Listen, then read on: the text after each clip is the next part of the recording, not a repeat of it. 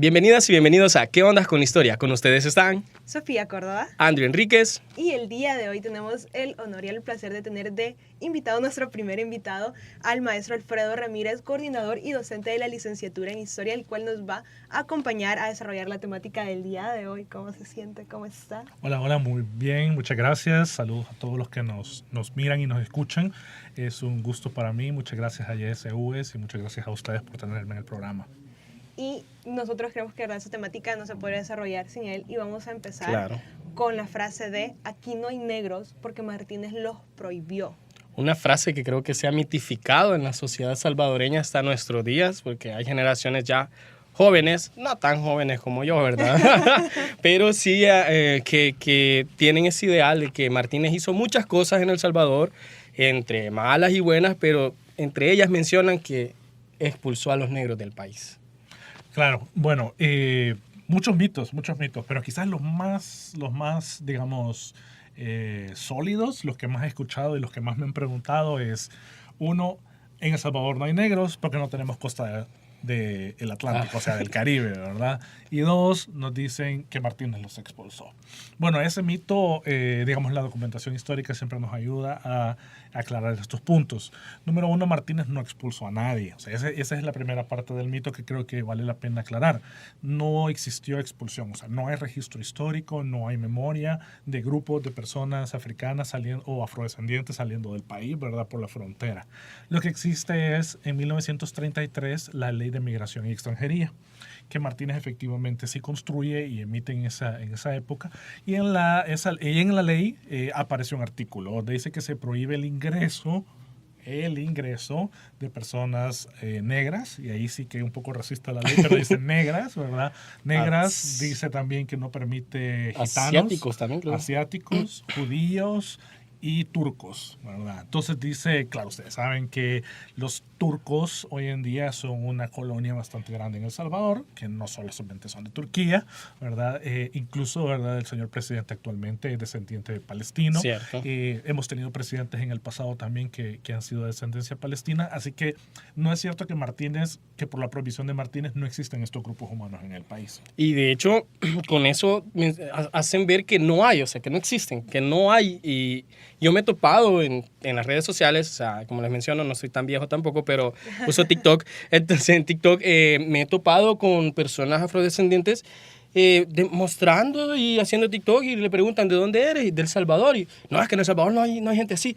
Y yo, no. Y un comentario que me dio en el corazón. Los historiadores dicen que no hay. Y yo, no, ¿cómo? ¿Dónde saca eso? Y yo me contuve y dije, no voy a dejar pasar, quiero dormir tranquilo.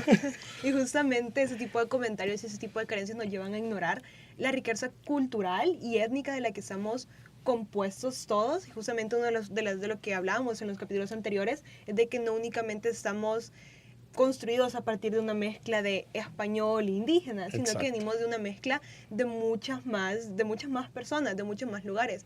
Entonces, justamente la temática del día de hoy es ¿qué ondas con nuestras raíces afro? Entonces, para empezar con esto, podemos empezar preguntándonos cómo fue la llegada de africanos al continente americano.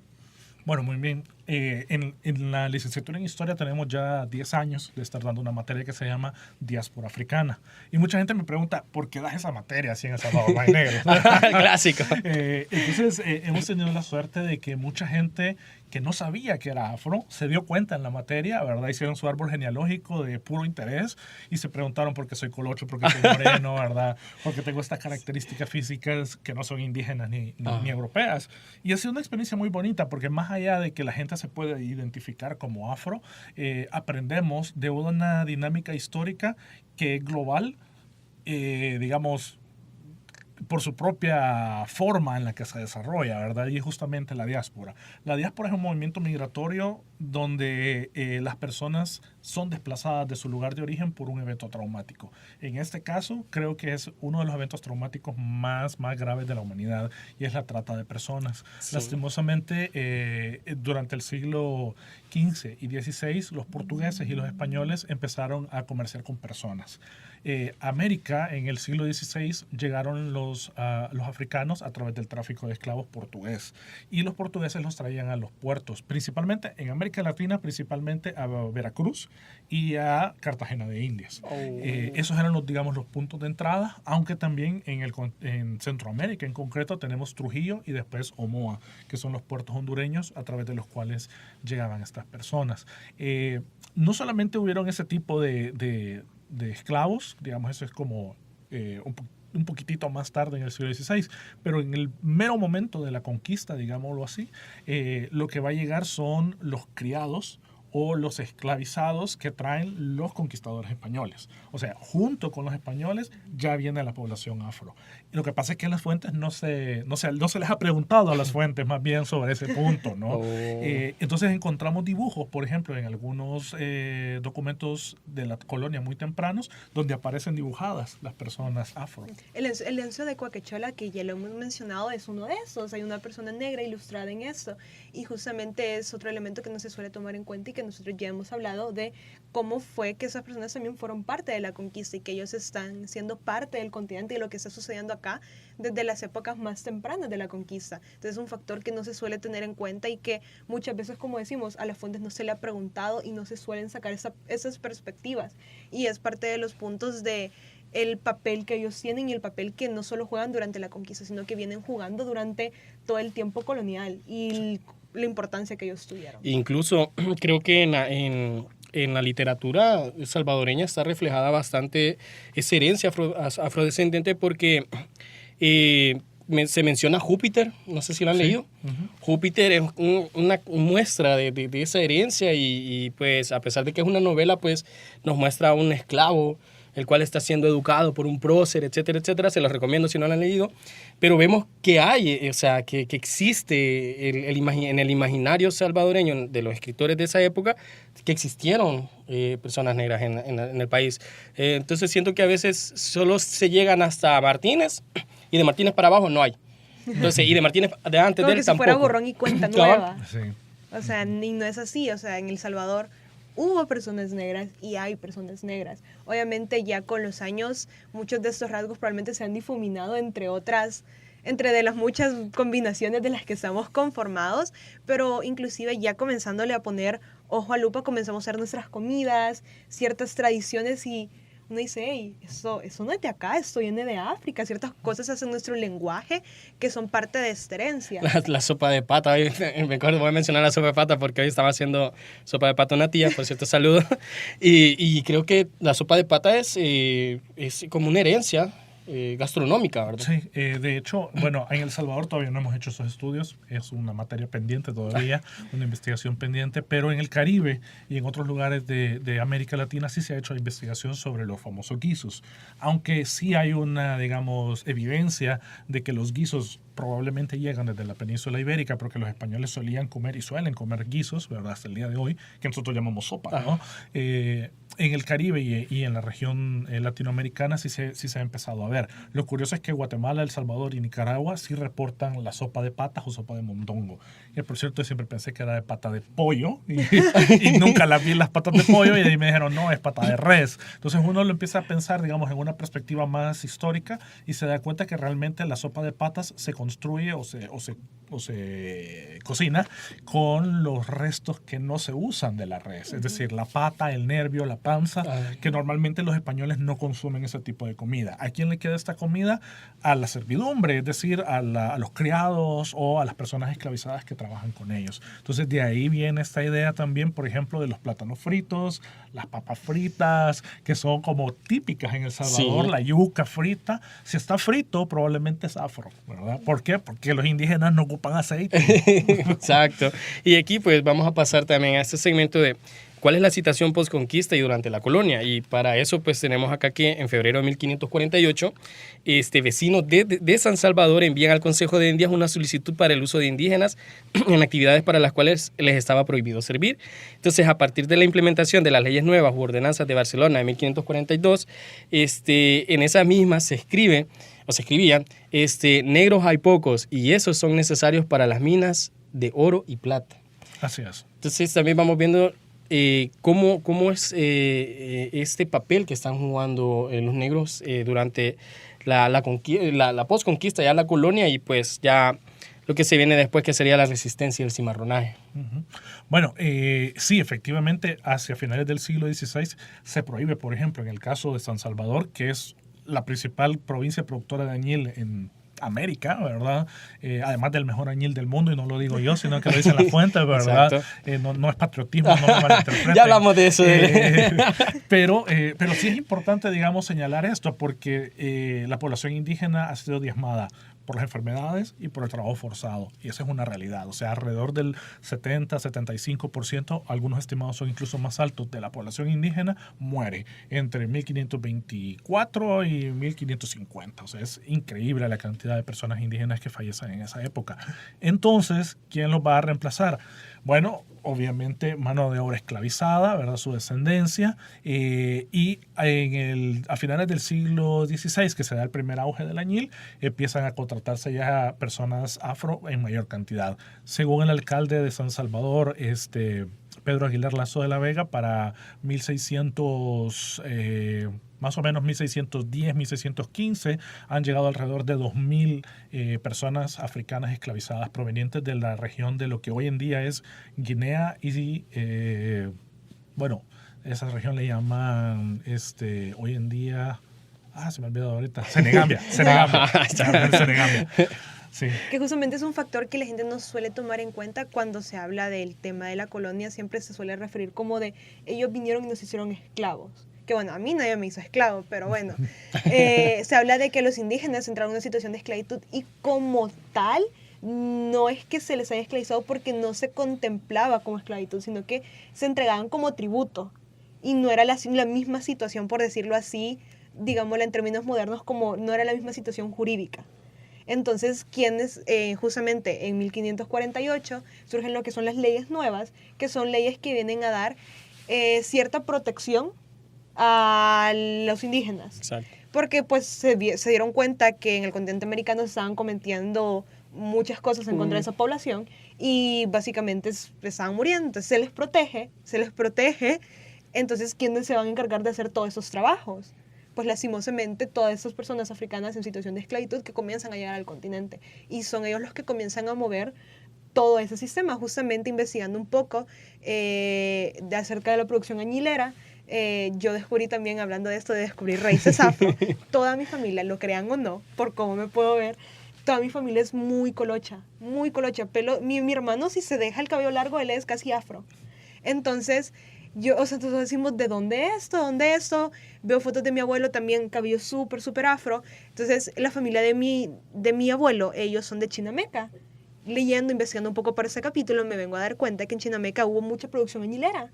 Y por ende, donde hubo producción añilera, hubo mucha mano de obra esclavizada. Entonces me puse a pensar y dije, ¿será que por allá habrá algún ancestro, habrá algún antecedente? Y con cosas así, poniendo a ver ya y a tomar en cuenta esas perspectivas, porque creo que esa es una cuestión que se suele ignorar, que se suele contar únicamente ciertos lados, ignorar otras perspectivas que la historia nos ofrece y que las fuentes nos ofrecen, es que nos venimos a dar cuenta de esta riqueza que pues lastimosamente fue esa situación de esclavitud que pues nos trajo. Entonces podemos ver con vista al presente, porque pues también la historia ve el presente, como pues hoy en día todavía hay personas que se identifican como afro y que abrazan esa herencia, sí. Pero de eso vamos a hablar mucho más adelante. Y creo que aquí el reivindicar esto es sentirse orgullosos, porque hay casos en donde las personas, bueno, de niños, el famoso apodo, el que iba aquí, que no sé qué,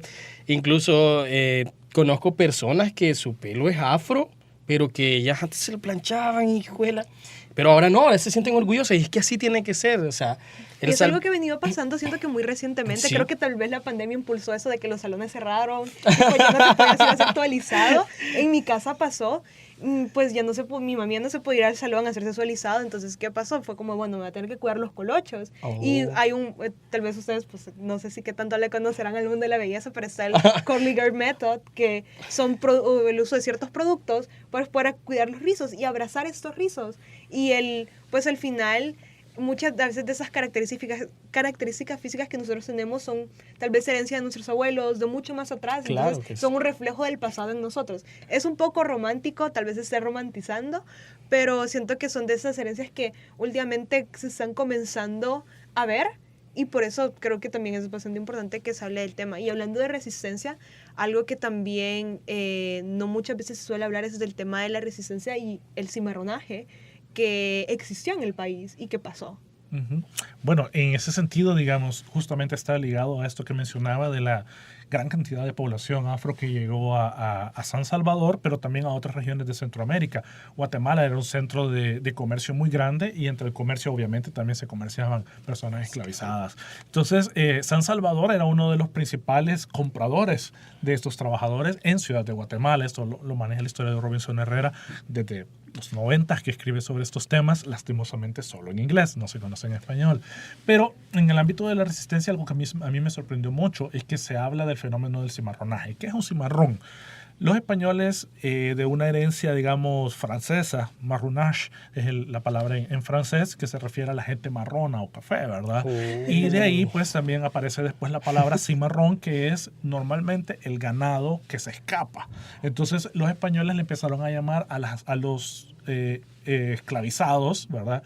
Allá en La Española, ¿verdad? En lo que actualmente es República Dominicana, le empezaron a llamar a los esclavizados que huían, a los fugitivos, le llamaban cimarrones, igual que a las reses.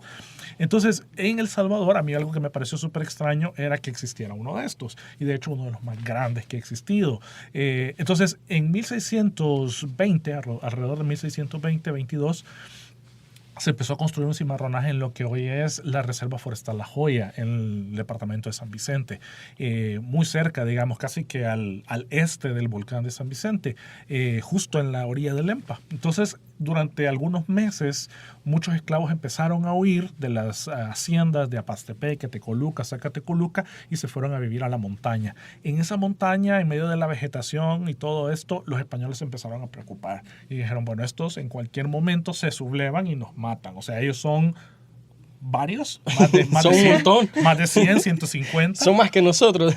Son casi igual. En números realmente, la población afro en números, si la indígena es la más alta, la afro es la segunda y la española es la más baja, ¿verdad? Wow. Porque españoles habían como 450 familias, dicen aquí, ¿verdad? Que si lo multiplicamos por 3 o 4, pues nos da un número como de que 1.600, 1.700 personas. Y les estoy diciendo que en un ratito habían llegado 2.000 afros desde Guinea y más eso los angoleños que ya estaban aquí. O sea, olvídense, ¿verdad?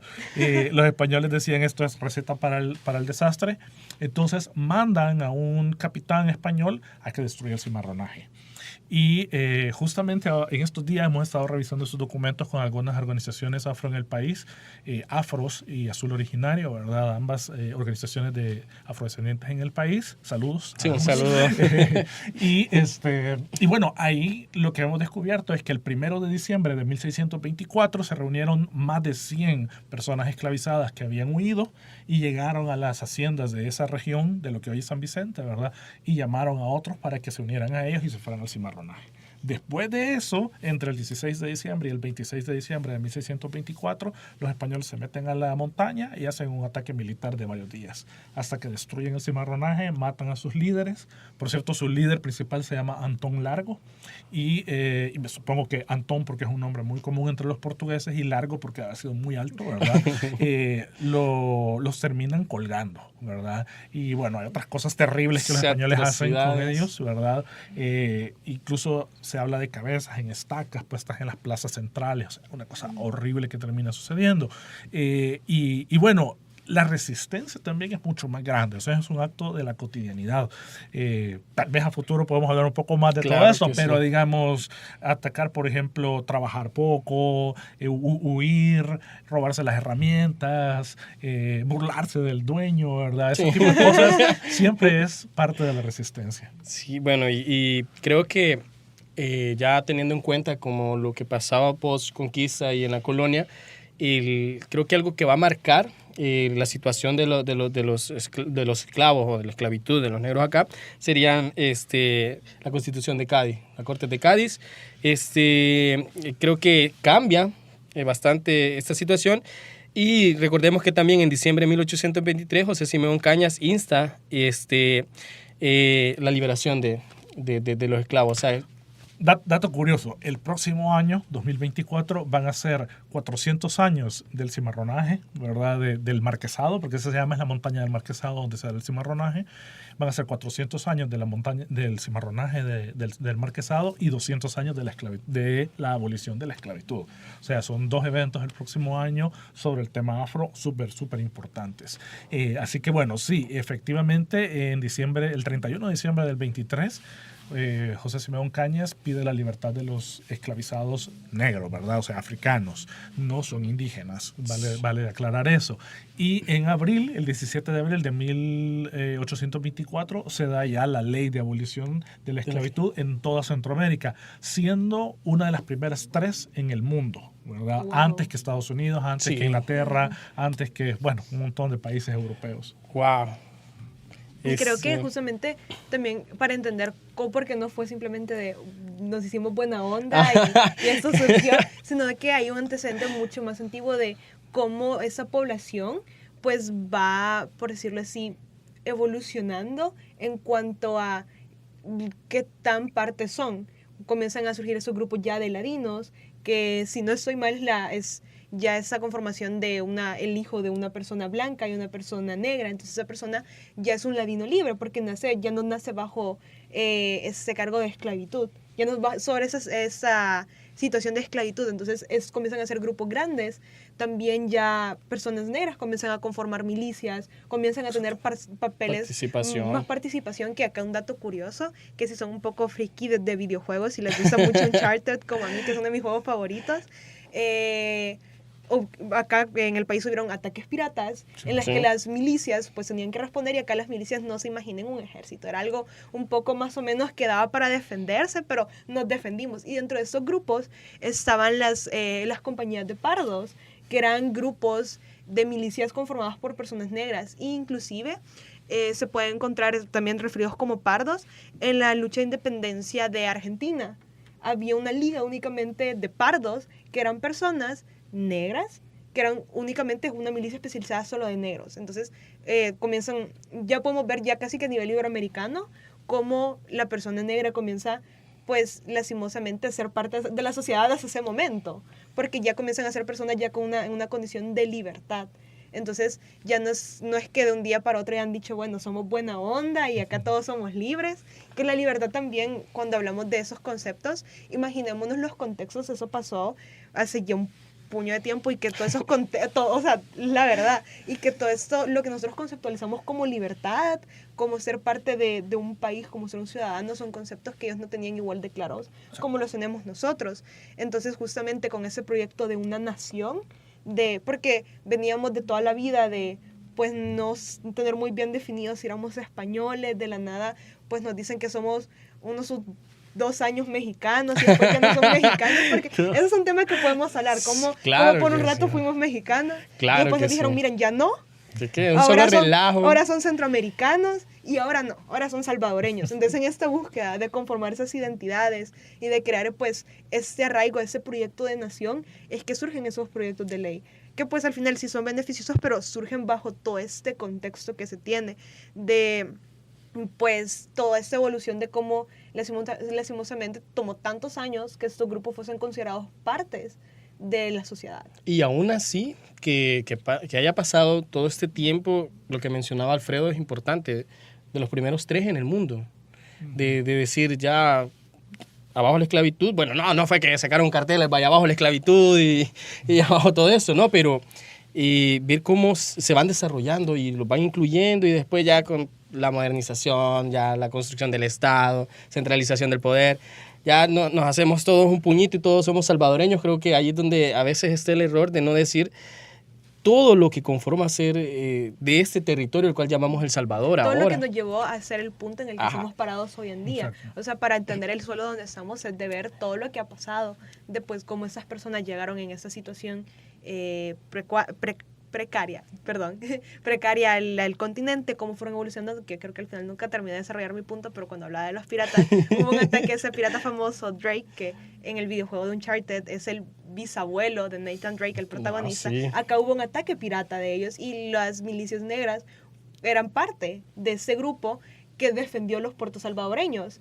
Entonces, como poco a poco se van integrando y que siempre han tenido un papel importante, pero nunca se les reconoció y tristemente es el día de hoy no se reconoce la afrodescendencia. Sí, así es. Y, por ejemplo, en el caso de las milicias, tenemos con Xiomara Bentaño, hemos hecho una investigación sobre la abolición de la esclavitud y la ciudadanía afro, ¿verdad? Por decirlo así, de cierta forma, en Centroamérica. Y como decía Andrew, tiene que ver mucho la Constitución de Cádiz, el liberalismo español, porque viene a transformar por completo la vieja idea de la sociedad de castas desigual hacia un nuevo régimen liberal donde todos somos iguales ante la ley. Entonces, ¿cómo se explica la esclavitud? ¿Cómo se justifica? Y no se justifica. Entonces ahí viene, digamos, el cambio en las élites, el cambio en el pensamiento y algo interesante, podemos compartir después en redes, ¿verdad? De qué onda con la historia, el mapa que hemos hecho sobre las milicias en El Salvador. Hay miles de milicianos afro en El Salvador y los tenemos mapeados, sabemos a dónde estaban, ¿verdad? Lugares que yo nunca me imaginé, como el Zumpul, que es Altepeque, por ejemplo, que tiene gente afro, milicianos afros. Zacatecoluca tiene cientos de milicianos afro, ¿verdad? Entonces es un tema súper interesante. Sí, da para bastante. Sí, que siempre recuerden, aquí adelantándome a publicidad, cualquier información, si ustedes quieren aprender un poquito más, pueden consultar la bibliografía de todos y cada uno de los episodios en nuestras redes sociales, porque pues acá nosotros resumimos un poquito, pero si ustedes quieren ahondar un poco más y seguir envolviéndose en ese tema que es muy interesante y da para no solo uno, da para varios episodios. Pues pueden consultar nuestras redes sociales. La bibliografía. No usamos Wikipedia, ¿no? Ahí no van a encontrar Wikipedia, van a encontrar... Prohibidísimo. Van a encontrar un texto... Ni lo menciones. Van a encontrar un texto del maestro Alfredo hablando acerca de ese tema del marquesado, un texto muy interesante que pueden revisar. Y justamente creo que podemos aterrizar en el punto de por qué es importante hablar de esa temática. Racismo. Lastimosamente, esa es la razón principal por la cual tenemos que hablar de esta temática y es, digamos, una agenda personal. Cuando yo hablo de estos temas de afrodescendencia, por supuesto que soy un apasionado de la historia y que yo quiero pasar hablando del marquesado por horas y quiero hablar de otros cimarronajes. Nosotros ese podcast fuera de 3 horas.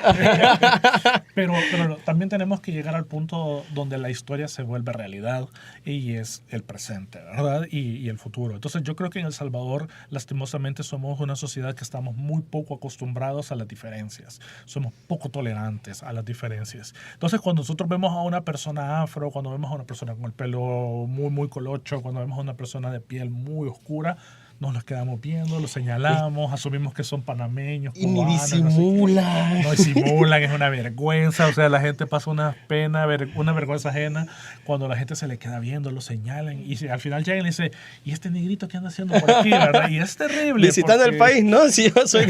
Bueno, hay un meme, perdón, hay un meme en donde, gracias por acompañarnos desde África. No, yo soy de allá, de aquí del Salvador soy, o sea... ¿Hasta dónde se lleva eso? Sí. Porque es la realidad, o sea, a pesar de que es un medio, pero es la realidad. Llegaron... Sí, no, y tenemos que entender también, aquí en El Salvador también está muy arraigado eso de decir que somos clasistas. Claro. Que la gente dice, no, es que aquí no discriminamos, pero somos clasistas. No, ¿cómo no? Sí discriminamos. Es discriminación. Y sí somos racistas. Porque lo que sucede es lo siguiente. Si ustedes van caminando por la calle y ven a una persona morena que viene con su ropa un poco sucia, se quitan, se cambian de acera, tratan de no enfrentar a esta persona porque piensan que es ladrón o que es pobre. Y probablemente es un mecánico, probablemente es una persona que ha estado trabajando, que está trabajando y anda buscando un repuesto algo, ¿verdad? Comprar un choripán. Pero si es chelito, ojos azules, rubio, ¿verdad? Y lo ven algo chiquito, le quieren ayudar. A ver ¿qué si busca, a la policía o algo y que alguien le ayude. Anda perdido. Ajá. Entonces, el problema es que sí lo somos, pero no somos conscientes de ello. Entonces, yo creo que siempre es importante eso. Por ejemplo, donde más se nota son dos situaciones cotidianas. Uno, un salvadoreño migra a Estados Unidos, se casa con un salvadoreño, con un mexicano, con un guatemalteco y dice, acá en vez de mejorar la raza. Eso es lo primero.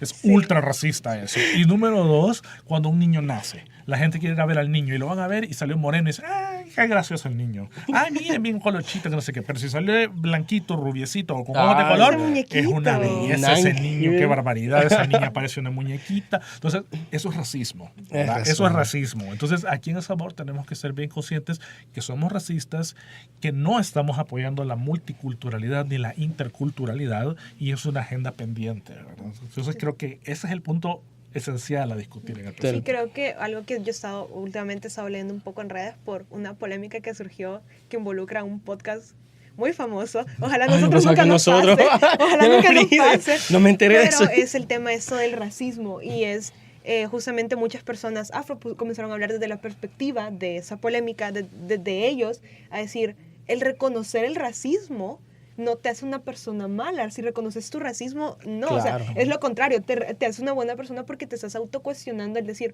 puya, tal vez este comentario no estuvo bien o esa actitud que tomé no estuvo bien. Y justamente el reconocer que tenemos esas actitudes nos ayuda a ser conscientes y ser sensibilizados a estos temas. Y justamente, ¿por qué el ser sensibilizados? Porque al momento de hacer denuncias, una persona negra viene y llega y pone su denuncia de, miren, me discriminaron. No es que en El Salvador no hay racismo. ¿Por qué? Ajá, Entonces, exacto. el visibilizar esas temáticas y el admitir de sí, El Salvador es un país racista. O sea, no le tengamos miedo a la palabra. Claro O sea, que sí. admitámosla. Nosotros todos Claro hemos que tenido sí. actitudes cuestionables, hemos hecho algunas cosas que ahora a la vista del presente decimos, hey, no estuvo Sí, bien. la Pero ahí regué, está el punto. ajá. El admitir y decir, hey, no estuvo bien. Y el tener el valor de admitirlo es una gran cosa. Ahora, la advertencia también, ¿verdad? O sea, el hecho de que lo vamos a reconocer no quiere decir que, no, si soy racista y por eso voy a poder seguir siendo, ¿no? O sea, por eso No, trato no. así. O sea, no. Y creo que inconscientemente en la identidad salvadoreña, desde pequeños, como lo mencioné antes, si somos amigos, hay confianza y que por eso lo voy a molestar, que no sé qué, pero no sabemos cómo la persona le está afectando. Exacto. Ajá. Y creo que yo me aculpo de eso porque, bueno, ahorita que mencionó que de Estados Unidos, no sé qué, un chero que él tiene facciones afrodescendiente, se fue para Estados Unidos, pero él hizo un comentario así de que, no, lo que pasa es que aquí no da mucho el sol y aún uno se empieza a ver un poquito más pálido. No se imaginan todo lo que... bueno, Bueno, el chele. Aquí es bien común eso, que la gente diga, cuando yo estaba chiquito era rubio, dice la gente, pero ya grande que se me dice pelo negro. Yo ¿no? era... Que son otros microrracismos, el no querer Exacto. admitir la piel morena. A mí me pasó mucho, mis hermanas, ellas son de piel blanca y cabello un poco más castañito, entonces mi hermano y yo somos morenos. Entonces, siempre con mis hermanas habían ciertos tipos de halagos que a mí nunca se me daban. Entonces, yo tengo el recuerdo y ahorita yo ya lo veo y digo, puya, qué feo, pero ya aprendí a abrazar pues soy una persona morena, está totalmente bien Azúcar. mi color de piel, pero yo tengo el recuerdo de con 6 años mami tenía una cremita para las manchas, la buenísima cremita de una marca que no voy a decir porque no nos están pagando. Publicidad gratis aquí no. nos están pagando. Y comenzármela a poner y yo desde los 6 años hasta que hace como 1 año y medio dejé de ocupar crema aclarante porque yo tenía la esperanza que en algún punto mi piel morena iba a dejar de ser tan morena. Cosas que pasan. Cuando me empecé a maquillar comencé a ocupar bases más claras. Muy común. Por ejemplo, mi hermana, que ella es cabello, mis 2 hermanas son cabello súper rizado, toda la vida, aún a verla, toda la vida alisándosela, o el otro toda la vida que le dijeron, mira, ¿por qué no te peinas? Y es de, no. Entonces, son todas esas cosas que nosotros no vemos cómo realmente repercuten en la sociedad en general. Claro. De por qué una niña de 6 años tiene que estar ocupando crema aclarante cuando la mitad de la población, creo que me atrevería a decir, es de piel morena. O sea, y La es mayoría. un color de piel y no tiene nada de malo. O sea, Claro. no es menos o más atractivo. Entonces, todas estas cosas cuando las comenzamos a unir tienen relación.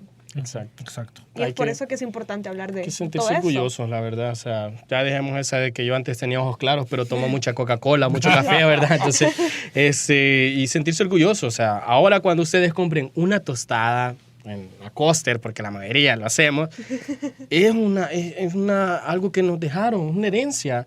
Y afro, cuando usted vaya por su sopa de pata el domingo después del partido, recuérdelo, o sea, sintámonos orgullosos. El salvadoreño es multicultural. Por cierto, el 10 de septiembre de este año, ¿verdad? El 10 de septiembre va a estar Anoten. el Festival de la Cochinita en Atiquizaya, Atiquizaya. ¿verdad? Que tiene que ver justamente con esto, con cómo el cerdo, la res, ¿verdad? Empezaron a ser parte de la dieta de los grupos afrodescendientes en El Salvador. Así que bueno, ahí está también la invitación hecha y el dato Tal vez nos también, vemos por ¿verdad? ahí. Ah, sí, Nos vemos lleguen, por nos ahí. tomamos Sí, nos fotos. vemos. Eso iba a decir. ¿Y quiénes son? No, ahorita no estoy tomando Nosotros con los fotos. cafetes aquí, ¿va? ¿De qué onda con la historia? Entonces, Fotos y abrazos gratis. domingo 10, Domingo 10 de De septiembre. septiembre, así es. Desde las 6 de la mañana, si no me equivoco, No sé todo de el qué hora, día. pero Desde las 6 de la desde mañana, temprano, pero cualquier hasta que salga. información la pueden ver en las redes sociales de AfroCCB. Ellos los pueden seguir y ellos están durante todo el año hablando de esa temática. Si se quieren informar, si se quieren sensibilizar, si quieren compartírselo a alguien, ellos están todo el año haciendo muchos esfuerzos para visibilizar y que nos reapropiemos de esa herencia afro, que Claro. algo que muchas veces cuando yo sueltas tiro mis ¿sabías que? De temas de herencia, es como de puya, entonces nada es original de nosotros. Y es, no es que no sea original, es que es algo que se mezcló de una forma, viene de un lado, pero ahora es parte de nosotros, no es que sea original. Hay Un que ejemplo, aceptarlo.